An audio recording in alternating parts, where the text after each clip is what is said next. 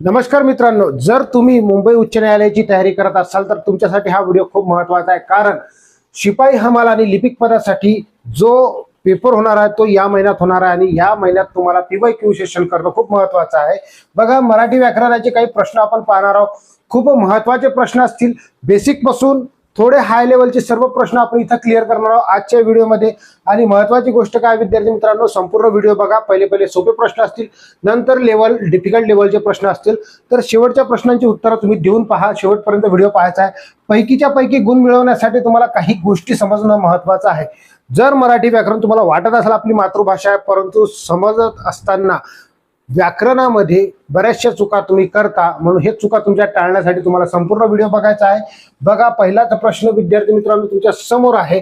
आणि प्रश्न सोडवण्यापूर्वी विद्यार्थी मित्रांनो, जर तुम्ही चॅनलवर नवीन आले असाल तर चॅनलला सबस्क्राईब करून घ्या, कारण आपण इथं हाय कोर्टची तयारी करून घेणार आहोत.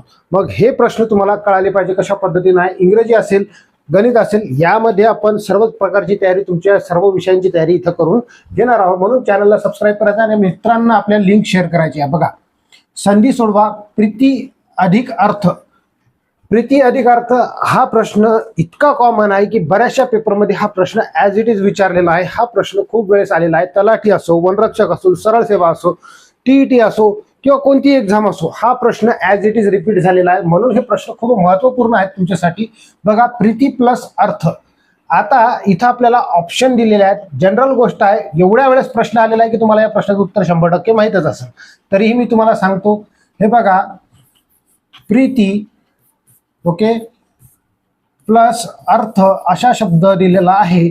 आता ज्या वेळेस हे ती अ मध्ये मिळेल, प्रीत्यर्थ तयार होते. ओके, प्रीत्यर्थ तयार होते. प्रीत्यर्थ अशा पद्धतीने प्रीत्यर्थ तयार होते. हे आपल्या प्रश्नाचं उत्तर असेल ऑप्शन क्रमांक ए. ओके, प्रीत्यर्थ हे प्रश्न सर्वांनाच माहिती आहे जवळपास. समोरचा प्रश्न पाहूया. प्रश्न क्रमांक दुसरा. बाळांनो, या शब्दात असणारी विभक्ती कोणती आहे? विभक्तीवर प्रश्न तुम्हाला वारंवार पाहायला मिळालेला. विभक्तीच्या चार्ट संपूर्ण तुम्ही जर करून गेले तर 1-2 मार्क तुमचे फिक्स होतात. आता इथं काहीतरी आपण आवाज देत आहोत, हाक देत आहोत. हाक देत असतो तर ह्याला आपण म्हणत असतो संबोधन. तर हे जे विभक्ती, 8वी विभक्ती आहे, याला आपण काय म्हणत असतो? संबोधन. बाळांनो, फुलांनो, मुलांनो, अशा पद्धतीनं, या पद्धतीनं आपण बोलत असतो. ओके, समजलं? चला, हे संबोधन आहे. समोरचा प्रश्न बघा, 3ऱ्या क्रमांकाचा काय म्हटलेला आहे? ती या सर्वनामाचे पंचमीत विभक्तीतील रूप ओळखा. बघा, विभक्तीवर प्रश्न खूप सारे आलेले आहेत. आता ती या शब्दाचे, आपल्या सर्वनामाचे काय करायचे? आपल्याला पंचमी विभक्तीतील रूप ओळखायचे आहे. तर एक लक्षात घ्या, पंचमीमध्ये हुन आणि ऊन, ऊन हे प्रत्यय लागलेले असतात. शब्दाच्या मागे प्रत्यय लागलेले असतात. मग एका सेकंदात तुम्ही याला शोधू शकता. तीज हुन या प्रश्नाचं उत्तर आहे तीज हुन. ओके, तर अशा पद्धतीने आपण या प्रश्नाला सहज सोडवलेला आहे. बघा, बेसिक पहिले प्रश्न आहे, नंतर तुम्हाला अवघड लेवलचे प्रश्न पाहायला मिळतील. बघा, प्रश्न क्रमांक 4. गटात न बसणारा पर्याय ओळखा. अशा पद्धतीचा पर्याय तुम्हाला दिलेला आहे. बघा, 2 भाऊ, 5 पांडव, 4 बहीण. आता हे जी गोष्ट केलेली आहे हे संख्यावाचक विशेषणामध्ये आहे आणि साकल्यवाचक विशेषण आहे. कोणतं आहे? साकल्यवाचक विशेषण. ओके, साकल्यवाचक विशेषण, याच्यात तुम्हाला कॉमन गोष्ट दिसायला लागली. आणि हे जे आहे अनिश्चित विशेषण आहे. या प्रश्नाचं उत्तर काय आहे? ऑप्शन क्रमांक डी. गटात न बसणारा शब्द आहे, अनिश्चित विशेषण आहे. अनिश्चित विशेषण. ओके, आता सर्व रस्ते असं म्हटलं मी. सर्व रस्ते म्हटलं तर आता कोणते रस्ते सर्व आहे आपल्याला माहित नाही, अनिश्चित माहिती राहते. तर अनिश्चित विशेषण आहे. आता बघा, हा प्रश्न तुम्हाला थोडासा कन्फ्यूज करेल, 100% कन्फ्यूज करणार आहे. बघा, राम राजा झाला या वाक्यातील राजा या शब्दाचे कार्य कोणते आहे? या प्रश्नाचं उत्तर तुम्हाला कमेंट बॉक्समध्ये द्यायचं आहे. या प्रश्नाचं उत्तर ज्याही विद्यार्थ्यांना माहित असेल त्यांनी काय करायचं? कमेंट बॉक्समध्ये आन्सर द्यायचं आहे. कर्ता आहे, कर्म आहे, की पूरक आहे, की क्रियापद आहे? आता बरेचसे जण काय म्हणतात? कर्ता, कर्म आणि क्रियापद याला वाक्य बनते. आता कर्ता तर बऱ्याचशा जणाला ओळखते. कोण राजा आहे? राम राजा. हे कर्ता झाला. हे वाक्याचा काय झालं? कर्ता झाला. काय झालं? क्रियापद.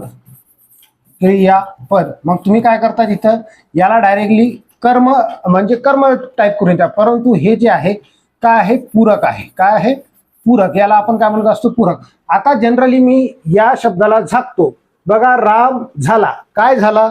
या वाक्यातनी आपल्याला अर्थ पूर्ण होत नाही आहे, वाक्याचा अर्थ पूर्ण होत नाही. मग वाक्याचा अर्थ पूर्ण करण्यासाठी आपल्याला काही पूरक गोष्टी लागतात. म्हणून राम राजा झाला, मग रामाबद्दल अधिकची माहिती शब्द सांगा लागला. राजा, काय झाला? राजा. तर राम राजा झाला, राम काय झाला? तर राजा झाला. अशा पद्धतीने आपण हे शब्द सोडू शकतो. मग या प्रश्नाचं उत्तर काय आहे? ऑप्शन क्रमांक सी हे पूरक आहेत. ओके, मग अशा प्रश्नामध्ये बरेचसे विद्यार्थी चुकतात. मग समोरचे प्रश्न पाहूया. प्रश्न क्रमांक 6 तुमच्या स्क्रीनवर आहे. बघा विद्यार्थी मित्रांनो, मी तुम्हाला चॅनलच्या स्टार्टिंगला सांगितलं या व्हिडिओच्या की चॅनलला तुम्हाला सबस्क्राईब करायचं आहे. असेच प्रश्न आपण नवनवीन पाहणार आहोत. बघा, मधू लाडू खात असतो, मधू लाडू खात असतो या वाक्यातील काळ ओळखा. बऱ्याचशा जणांना काळ ओळखण्यातही प्रॉब्लेम जाते.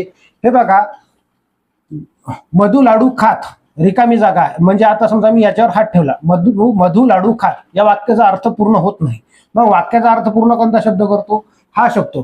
आणि असतो हा शब्द जो आहे काय करतो? तर वाक्याचा अर्थ पूर्ण करतो. मधू लाडू खात असतो अशा पद्धतीचा जे शब्द दिलेला आहे. आता बघा, यामध्ये वाक्याचा अर्थ पूर्ण करण्यास या शब्दाची गरज लागते. म्हणजेच हा काय झाला? इंग्रजीमधून जर विचार करतो तर हा हेल्पिंग वर्ब झाला आणि हा मेन वर्ब झाला. ओके, आता हे जे क्रियापद आहे, हे क्रियापद कशातलं आहे? तर वर्तमान काळातलं आहे. आणि एखादी क्रिया अपुरी दाखवत असतो, तर मग ही क्रिया चालू आहे अशा पद्धतीनं राहते. चालू आहे, एखादी क्रिया चालू आहे, त्याला आपण म्हणतो रीत. रीती वर्तमान काळ, रीती भविष्यकाळ, रीती भूतकाळ, हे 3 ऑप्शन इथं दिलेले आहे. मग हे वर्तमान काळातला क्रियापद आहे, रीती वर्तमान काळ येणार आहे. ऑप्शन क्रमांक सी आपल्या प्रश्नाचं उत्तर आहे. ओके, समोरचा प्रश्न बघा. प्रश्न क्रमांक 7 काय दिलेला आहे? खाली दिलेल्या वाक्यातील क्रियाविशेषणाचा अव्ययाचा प्रकार ओळखा. बघा, ती किती मोठ्याने गाते. आता किती मोठ्याने गाते हा काय झाला? याच्यातला मोठ्याने. आता हे क्रियाविशेषण कोणतं आहे? तर मोठ्याने. मोठ्याने हा क्रियाविशेषण आहे. आता लक्षात घ्या, याच्यामध्ये बऱ्याचशा जणांचं कन्फ्युजन आहे. जर मी म्हटलं मोठा, ओके, मोठा, त्याच्यानंतर मागे, पुढे, हे जे आहे क्रियाविशेषणच आहे. हे काय आहे? क्रियाविशेषण. परंतु हे जनरली सिद्ध क्रियाविशेषण आहे. सिद्ध, ओके, सिद्ध क्रियाविशेषण आहे. परंतु यामध्ये आपण थोडासा बदल केला. जर प्रत्यय लावले तर ते साधित क्रियापद होते. साधित, जसं की मोठा, मोठ्याने, मोठ्याने. ओके, आता याच्यात मोठ्याने दिलेला आहे, तर मग हे साधित क्रियापद असेल. त्याच्यानंतर मागून, मागे आहे तर याला आपण थोडासा बदल केला, मागून, ओके, पुढून, अशा पद्धतीने आपण याच्यामध्ये बदल केला, ते साधित क्रियापद बदलते. तर हे जे आहे साधित क्रियापद आहे. ऑप्शन क्रमांक बी हे आपल्या प्रश्नाचं उत्तर आहे. अशा पद्धतीने सर्व प्रश्न आपल्याला सोडवायचं आहे. बघा, आता प्रश्न क्रमांक 8 तुमच्या स्क्रीनवर आहे. काय म्हटलेलं आहे? पुढील केवळ प्रयोगी अव्ययाच्या चुकीची जोडी ओळखा. केवळ प्रयोगी अव्ययाची चुकीची जोडी ओळखायची आहे. बघा, इथं तुम्हाला काही केवळ प्रयोगी अव्यय दिलेले आहे आणि त्याचे शब्द दिलेले आहेत, तुम्हाला ओळखायचं आहे. मौनदर्शक, चुप, गप आणि चिप, अशा पद्धती हे मौनदर्शक बरोबर आहे. विरोधदर्शक आपण काय म्हणतो? छे, हट, छे, छे अशा पद्धतीने म्हणत असतो. हर्ष, ज्यावेळेस आपल्याला कोणती खुशी वाटते, आपल्याला हर्ष म्हणजे काय? खुशी होते, आनंद होते. जर आपण एखाद्या गोष्टीनं, म्हणजे आपल्या एखाद्या मुलानं जर काही गोष्टी चांगली केली तर आपण खुशीनं काय म्हणतो? वाह, वाह, वाह, आहे की नाही? अशा पद्धतीने म्हणतो. आणि संमतीदर्शक म्हणजे ठीक आहे, बरं आहे, अशा पद्धतीने यायला पाहिजेत. परंतु इथं जे दिलेलं आहे ही चुकीची जोडी दिलेली आहे. हे जे आहे अग, अरे, हे जे आहे संबोधन दर्शक आहे. संबोधन, आपण कोणाला हाक देत असतो त्यावेळेस अग, अरे, अहो अशा पद्धतीचे शब्द वापरतो. म्हणून आपल्या प्रश्नाचं उत्तर ऑप्शन क्रमांक डी, आपल्याला चुकीची जोडी ओळखायची होती. समोरचा प्रश्न 9व्या क्रमांकाचा काय म्हटलं आहे? पावलोपावली, हातोहात, पदोपदी या शब्दावरून कोणता समास स्पष्ट होतो? समासावरही तुम्हाला प्रश्न विचारलेले असतात. समास हा टॉपिक तुम्हाला करणं आहे. जर तुम्हाला यावर्षी असं वाटत असेल की आपण लिपिक झालो पाहिजे हायकोर्टामध्ये, तर हायकोर्टमध्ये तुम्हाला असेच प्रश्न पाहायला मिळतील. मग हे प्रश्न तुम्हाला सोडवायचे आहे. लीड घेऊ शकता मराठी व्याकरणामध्ये. मग हे प्रश्न बघा, कोणते कोणते टॉपिक महत्वाचे ते टॉपिक मी तुमच्यासाठी घेऊन आलेलो आहोत. आणि बघा, पावलोपावली, प्रत्येक पावली, आहे की नाही? मग हे जे आहे अव्ययी भाव समास आहे. अव्ययी भाव समास, ज्या समासात पहिले पद महत्वाचे असून ते बहुधा काय असते?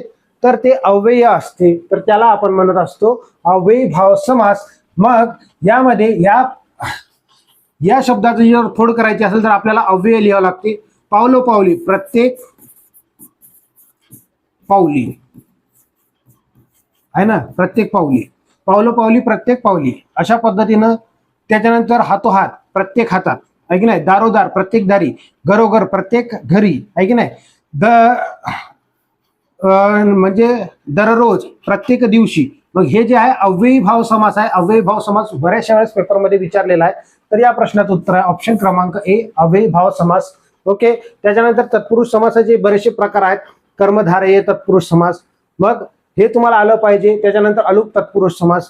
अलुक म्हणजे ज्याचा लोप होत नाही त्याला आपण म्हणतो अलुक तत्पुरुष समास. त्याच्यानंतर द्वंद्व समासामध्ये बी बरेचसे आहे. बाजार, हाट हे जे आहे कशामध्ये, समाहार द्वंद्व समासामध्ये येते, आहे की नाही. हे शब्द तुम्हाला कव्हर करून ठेवणं आहे. चला समोरचा 10वा प्रश्न काय म्हटला आहे, तर वर्णमालेतील अम आहा या वर्णाचा या वर्णांना काय म्हणतात. अम आहाला काय म्हणतो, तर अम आहाला आपण स्वरादी म्हणत असतो. या प्रश्नाचं उत्तर सर्वजण देऊ शकतात. स्वरादी, ज्याच्या आधी स्वर येते त्याला आपण काय म्हणत असतो, स्वर आधी. अम, हे बघा याची फोड करत असताना अ प्लस म काय होते, अम. ओके. अ प्लस हा, आहा, आहे की नाही, अशा पद्धतीने होते. मग ज्याच्या आधी स्वर असते त्याला स्वरादी म्हणत असतो. आणि विद्यार्थी मित्रांनो, जर तुम्हाला वनरक्षकची तयारी करायची आहे किंवा राज्य उत्पादन शुल्कची ऍड येणार आहे त्याची तयारी करायची असेल तर लेखी प्लस फिजिकल तुमच्यासाठी खूप महत्वपूर्ण फॅक्टर ठरणार आहे. तर लेखी प्लस फिजिकलची संपूर्ण तयारी करण्यासाठी ही बॅच आपली जी आहे 10 एप्रिल पासून सुरू होणार आहे. 1 वर्ष व्हॅलिडिटी मिळणार आहे. प्रत्येक बॅचची व्हॅलिडिटी 6 महिने राहत असते, परंतु आम्ही तुम्हाला ऑफरमध्ये 1 वर्षाची व्हॅलिडिटी देणार आहोत आणि 1 वर्षापर्यंत तुम्ही ही बॅच करू शकता. आणि यामध्ये विषय कोणते शिकणार, अंकगणित. दोन्ही बॅच सारख्या समान लेवलवर असतील. अंकगणित, बुद्धिमत्ता, इंग्रजी व्याकरण, मराठी व्याकरण, सोबतच जीके जीएस आपण याच्यामध्ये शिकणार आहोत. भरपूर सराव पेपर तुमचे सोडून घेणार आहोत. आणि जर तुम्हाला फिजिकलची तयारी करायची असेल, कशा पद्धतीने डाएट घ्यायचा आहे, कशा पद्धतीने किती रनिंग करायची आहे, या सर्व गोष्टीची ट्रेनिंग आम्ही तुम्हाला देणार आहोत. किती वर्कआउट करायचं याबद्दल संपूर्ण माहिती देणार आहोत. ज्याही विद्यार्थ्यांना बॅच घ्यायची असतील त्यांनी या नंबरवर संपर्क साधायचा. 90 11 37 38 82. बघा 100% सांगतो की तुम्हाला जर ह्या बॅचेस घेतल्या तर तुम्ही नोकरीच्या पूर्णपणे जवळजवळ जाणारच आहात आणि काही जणांना नोकरी सुद्धा मिळणार. हे बघा मी 100% गॅरंटी याच्यासाठी नाही देत आहे की खोटं बोलून काहीही भेटत नाही. आजकालचा जमाना असा झालेला आहे की खोटं बोललं तर जास्त लोक तिकडे वळतात. आपण पहिलेच सांगतो की 100% हमी कोणत्याच गोष्टी नसते. माणसाची हमी नाही आहे तर बॅचची हमी कशी देणार. जर तुमच्यात क्षमता असेल तर तुम्हाला ते जरूर मिळणार. जर तुमच्यात करण्याची क्षमता असेल ते तुम्हाला जरूर मिळणार आहे. आणि नोकरी मिळवायची असेल तर तुम्हाला या पद्धतीनं तयारी करायची आहे. हमी देऊन कोणत्याही प्रकारची गोष्ट होऊ शकत नाही. जर मी हमी दिली तर तुम्हाला वाटते तुम्ही माझ्या आसवर राहाल, परंतु मी माझं 100% एवढं तुम्हाला देतो की इथं बॅचमध्ये तुमचं 100% बेनिफिट होईल. लागणार हे तयारी जर तुमच्या मेहनतीवर डिपेंड राहणार आहे. तुमचं डिपेंड म्हणजे काय, तुम्हाला जर तयारी करायची असेल तर तुमच्यावर ते बी डिपेंड राहणार आहे की तुम्ही किती तयारी करता. कारण तयारी अख्खी दुनिया करायला लागली. मग तुम्हाला त्यांच्यापेक्षा एक पाऊल समोर नेण्याचं काम आमचं राहील. आम्ही तुम्हाला त्या पद्धतीने ट्रेन करणार, परंतु तुमचीही मानसिकता असली पाहिजे की ट्रेन होण्याची. ओके. म्हणून म्हटलं की तुम्हाला ह्या बॅचेस घ्यायच्या असतील तर लवकरात लवकर कॉल करा. फसवणुकीवर जाऊ नका. अख्खी दुनिया फसवा लागली म्हणून मी तुम्हाला हे सांगायला लागलो. पटत असेल तर अकॅडमीला ऍडमिशन घेऊ शकता. प्रश्न क्रमांक 10 काय म्हटलेला आहे, देव आलय आणि हिमालय हे शब्द कोणत्या संधीचे उदाहरण आहे. बघा देव आले आणि हिमालय. आता या शब्दाची फोड करतो. देव अधिक आलय, आलय, देव अधिक आलय याच्यातला शेवटचा शब्द आणि याच्यातला पहिला शब्द जर आपण विचार करतो म्हटलं संधी म्हणजे काय, तर संधी म्हणजे होते साधने. मग पहिल्या पदातील शेवटचा शब्द आणि दुसऱ्या पदातील पहिला शब्द जे आहे, पहिला वर्ण जे आहे याची जर मिक्स आपण केली तर संधी तयार होत असते. आणि याच्यातला देव मधला अ येते आणि आलय मधला आ येते. तर हे दोन्ही काय आहेत, स्वर आहेत. स्वर असल्यामुळं ही जी आहे स्वर संधी होणार. काय होणार आहे, स्वर संधी. ऑप्शन क्रमांक बी हे आपल्या प्रश्नाचं उत्तर आहे. ओके. त्यानंतर हिमालयाची गोष्ट करतो. हिम अधिक आलय हे जे आहे याच्यातून अ येणार हिम. ओके. आणि याच्यातून आ येणार, अ प्लस आ आलय. आ तयार होते, आहे की नाही? म्हणजे स्वर संधीचं उदाहरण आहे. अशा पद्धतीने आपण या प्रश्नाला सोडवलेला आहे. प्रश्न क्रमांक 22, सन्मार्ग या शब्दाचा संधी विग्रह करा. संधी विग्रहावर बरेचसे प्रश्न तुम्हाला पाहायला मिळालेले आहेत. मग हे प्रश्न तुम्हाला सोडवता आले पाहिजे, त्यासाठी हा व्हिडिओ तुम्ही संपूर्ण पाहत चला. बघा काय म्हटलेलं आहे, सन्मार्ग. आता इथं तुम्हाला बरेचशा जणांचा अभ्यास नसते, इथं न पाहून घेतात आणि सन अधिक मार्ग करून टाकतात. तसं नाही राहत.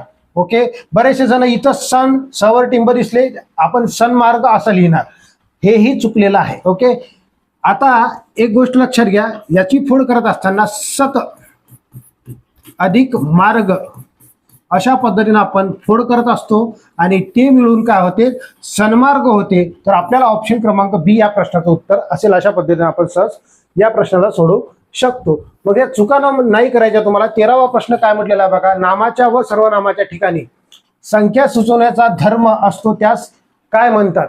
तर बघा, हा प्रश्न खूप वेळेस विचारलेला आहे. संख्या ज्यावेळेस आपण नामाच्या ठिकाणी किंवा सर्वनामाच्या ठिकाणी म्हणतो तर त्यावेळेस ते वचन होत असते. वचन म्हणजे एक वचन आणि अनेक वचन असते. जर मी म्हटलं मुलगा तर एक झाला आणि मुले म्हटलं तर अनेक झाले. मग हे वचनामध्ये येते. तर हे संख्या दाखवण्याचं काम कोण करते, तर वचन करत असते. अशा पद्धतीने या प्रश्नाला आपण सोडवलेला आहे. 14वा प्रश्न तुमच्या स्क्रीनवर आहे. कोणत्या विभक्तीच्या एकवचनाला प्रत्यय नाही? कोणत्या विभक्तीच्या एकवचनाला प्रत्यय नाही? मग हे विभक्तीचा चार्ट बी खूप महत्वाचा आहे, ते करून जा तुम्ही. आता बघा,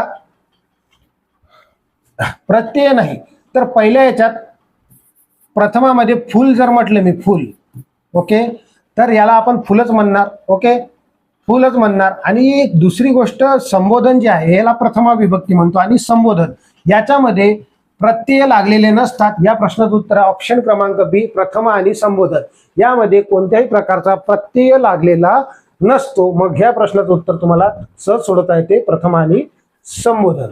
त्यानंतर बघा 15वा, जो काम करेल तोच यश मिळवतील. म्हणजे जो काम करेल तो यश मिळवेल अशा पद्धतीने पाहिजे. या वाक्यातील जो या सर्वनामाचा प्रकार कोणता? सर्वनामाचा. जो, तो. आता या जोचा संबंध आपण इकडे दाखवा लागलो तो सोबत. मग एक वाक्य आहे बघा, जोचा संबंध या दर्शक सर्वनामासोबत होत असेल तर त्याला आपण काय म्हणत असतो, हे तो जे झाला तो दर्शक सर्वनाम आहे. परंतु जोचा संबंध आपण तो सोबत दाखवतो तर याला काय म्हणतो, संबंधित सर्वनाम म्हणत असतो. जो करेल तो भरेल, जो अभ्यास करेल तो लागेल, जो व्यवस्थित राहील त्याचं व्यवस्थित सर्व काही गोष्टी होणार. अशा पद्धतीने आपण म्हणत असतो प्रत्येक वाक्य. ओके, त्यानंतर बघा 16वा प्रश्न, मी तुला अमोलकडून 5 रुपये देववीन. या वाक्यातील क्रियापदाचा प्रकार ओळखा. तर हे क्रियापद तुम्हाला ओळखायचं आहे. बघा, करता यामध्ये मी तुला अमोलकडून 5 रुपये देववीन. म्हणजे आता करता कोण आहे? मी. कोण देवणार आहे? मी. असं म्हणायला लागलो. याच्यातला करता आहे. करता जर दुसऱ्या कर्माकडून किंवा मग कोणाकडून क्रिया करून घेत असेल तर त्याला आपण म्हणत असतो प्रायोजक क्रियापद. आणि प्रायोजक क्रियापद देववीन हे कोणतं आहे? तर प्रायोजक क्रियापद आहे. दुसऱ्याकडून म्हणजे दुसऱ्यावर क्रिया करून ते दुसऱ्याकडून क्रिया करून घेते करता, त्याला काय म्हणतो आपण? प्रायोजक क्रियापद. समजलं? अशा पद्धतीने शक्य क्रियापद म्हणजे कर्त्यालाच ती क्रिया करणे शक्य होते, त्याला आपण म्हणतो शक्य क्रियापद. भाव कर्तृक क्रियापद म्हणजे कर्त्यात म्हणजे क्रियापदातच कर्ता लपलेला असतो. म्हणजे जसं की आज सांजावले. काय सांजावले? तर दिवस सांजावले. हे भाव कर्तृक. संयुक्त क्रियापद तुम्हाला माहित आहे की दोन क्रियापद एकत्र राहते. म्हणजे तो लाडू खाऊन टाक, खाऊन आणि टाक हे 2 शब्द राहते, संयुक्त क्रियापद. समजलं? समोरचा प्रश्न 17व्या क्रमांकाचा काय म्हटलेला आहे? पुढील वाक्यातील क्रियाविशेषण ओळखा. सवाई गंधर्व स्मृती समारोहात भीमसेन काय गायलेत? आता याच्यात क्रियाविशेषण कोणतं आहे? काय आहे की स्मृती आहे की सवाई आहे की गंधर्व? हे पाहे तिन्ही जे आहे हे नामात येते, परंतु आपल्याला काय काय गायलेत अशा पद्धतीने गाण्याची क्रियाबद्दल अधिकची माहिती सांगायला लागली की काय गायलेत, काय नाचलेत, काय खेळलेत, अशा पद्धतीने आपण म्हणत असतो. मग हे काय झालं? काय क्रियाविशेषण झालं. अशा पद्धतीने क्रियेबद्दल माहिती सांगणाऱ्या शब्दाला आपण क्रियाविशेषण म्हणत असतो. त्यानंतर 18वा प्रश्न बघा, साळुंकी दूर हिरवळीवर पिलांसाठी चारा टिपत होती. या वाक्यातील अधोरेखित शब्द कोणत्या प्रकारचे आहे? आता पिलासाठी जनरल गोष्ट काय, याच्यात पिलासाठी वापरलेलं आहे. ओके, याच्यामध्ये पिलासाठी हे जे आहे अधोरेखित वाक्य समजायचं आपल्याला इथं. आणि साठी हे जे आहे शब्दयोगी अव्यय असते. पिला हे नाम आहे, नामासोबत आपण साठी हा क्रियापद म्हणजे शब्द वापरला तर हे शब्दयोगी अव्यय आहे. ओके, शब्दयोगी अव्यय अशा पद्धतीनं आपण सहज या प्रश्नाला सोडवू शकतो.